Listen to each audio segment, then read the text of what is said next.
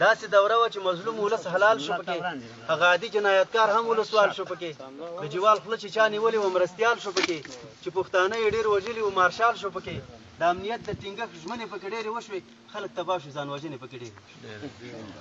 د راډیو او تلویزیون نه مې هم زړه تور دی، د نیکټایي او د پتلون نه مې هم زړه تور دی، د محکمې او د قانون نه مې هم زړه تور دی، ستا د ټاکلي کمیسیون نه مې هم زړه تور دی. مجرمان سیده فرانسې او انګلستان ته لاړ شي، په ځای بل یو بېګناه سړی زندان ته د غلو د دې انکشافاتو خو خبر یاستئ، د حوالو او تخصیصاتو خو خبر یاستئ،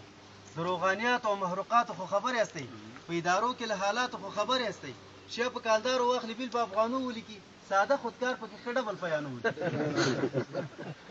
دا خدای وهلي چې په جګو چوکو نن ناست دي، دا خلک ټول په فیصدۍ او کمیشن ناست دي، فقط د دغه لوټماریو تر سیزن ناست دي، په دې کې شات وي پنیرونه او ماهیان روان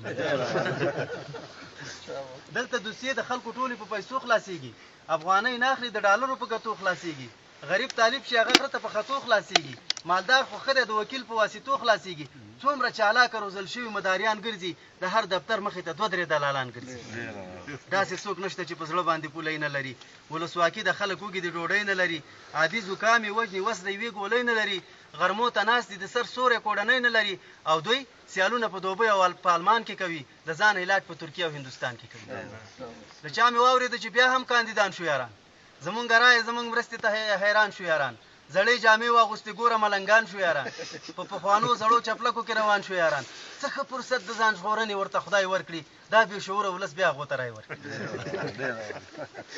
زما ښایسته افغانستان په وینو ولمبېده، کلی بانډې او بیابان په وینو ولمبېده، جومات منبر او پاک قرآن په وینو ولمبېده، سوات پېښور او کابل جان په وینو ولمبېده. د دې ملت په سرنوشت لوبې کول ګناه ده، امتحان شوو ته بیا رایې ورکول ګناه